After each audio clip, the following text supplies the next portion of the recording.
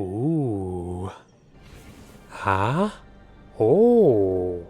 Yo, I'm Ulysses. I'm looking at games from a design perspective, trying to pick out what things I think work well and what could be better. This beautiful specimen is called Cocoon, a puzzle game about bringing this thing over there so you can open that thing and jump into that. Oh. Yeah, the game's all about you bringing these crystal balls around that contain, in themselves, whole other worlds, and bringing these crystal ball worlds with you into yet more crystal ball worlds. Yes. First things first, this game is exceptionally simple. There's generally one camera angle throughout the entire game.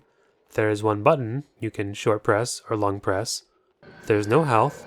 Get hit one time, you drop the thing you're carrying. Get hit again, you're dead. But you don't encounter enemies very often, and you don't have to come very far after you die. And that's one of the really nice things about Cocoon, is that the game physically prevents you from going back to previous areas after you've completed them. This, combined with the fact that the game makes all the interactable objects fairly obvious, and you only have one button to interact with them, means that the number of things the player has to fool around with in the puzzles is very self-contained. So you don't have to keep so much in your short-term memory, and the puzzling is usually pretty straightforward. Unlike in games like Resident Evil, there's no shield key or 3 stone pieces of a homunculus you have to find scattered around and bring to the other side of the world to unlock a door. Another example of the simplicity is this recurring puzzle type that requires you to activate these glyphs in a special order. Each time you encounter them, the order is always written on a wall or something nearby. So, if the puzzles aren't super challenging, what's the core of the game's design? As I played the game more, I began to feel that I was watching someone manipulating a strange, convoluted living machine according to a complex food chain in this bug sci-fi ecosystem. I slowly realized it's not too dissimilar from games like Journey, Uncharted, or God of War, where the core mechanics are a vessel for the world building and story.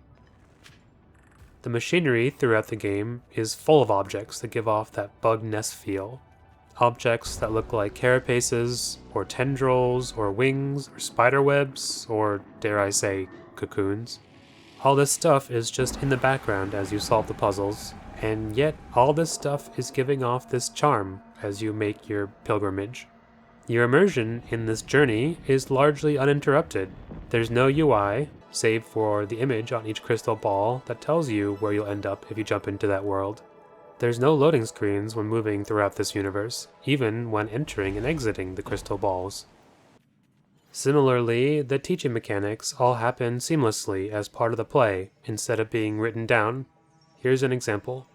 Early on in the game, you have to guide this little floating light bug across a platform without it getting stuck in the sticky rope that moves across the platform. Easy enough, just wait on the side for it to pass. Directly following that, you have to move the same light bug across another platform. So there's no way past? Wait, then it's impossible? But as you backtrack, looking for something to interact with, you realize that the light bug follows you when you enter and exit the crystal ball worlds. All you have to do is exit the world as the sticky rope goes by, and then jump back in. So the game has abstracted this initial idea of standing on a side platform to avoid the sticky rope into leaving the world to avoid the sticky rope. Finally, much later in the game, you encounter the sticky rope again.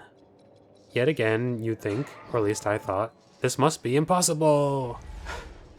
But no, actually, you have to move one step beyond the abstraction and go into a world to find a spawn point for light bugs that you used previously. The game also has bosses, and the same teaching method shows up here as well. Each boss is like a puzzle, and the game prevents you from engaging with the boss until you've solved this puzzle, or figured out how to attack them. Then, throughout the boss battle, your attacks against the boss are more or less the same, even as the boss's movement and attacks towards you change. As I mentioned before, the penalty for death is low. Dying while fighting the boss just means you get tossed aside and have to spend a few seconds walking back. This helps you stay immersed, as you quickly figure out how to master each of the boss's phases. You're not necessarily meant to get stuck at the bosses. which is very different than, say, Souls-like games, where you expect to fight many of the bosses tens or hundreds of times until you develop the muscle memory to win. And after each death, trekking back to the boss often takes some time and introduces risk of death from the enemies along the way. In Cocoon, after each boss or major puzzle, the interactive cinematics and beautiful symmetry gives you the feeling of finality. It's just so beautiful. A feast for the eyes. Surely this must be the end. No? Not the end. Here's a new crystal ball with a whole nother world inside. This parallels the feeling you have working with the crystal balls themselves, where you sometimes go into a world and then go into yet another world. Or come out of a world and then discover that the whole game, so far, has been inside a crystal ball. Ah, Inception, brain in a jar simulation, ah! Yeah, if I were to give any critique to Cocoon's design, I'd have to say that the pacing felt a little off, because it feels like it's over so many times. I really appreciated all the work that went into depicting the mechanical rituals throughout the story, just feel like they could have built it up a little slower. Well, phooey patooey, I'm out of here. Thanks for listening.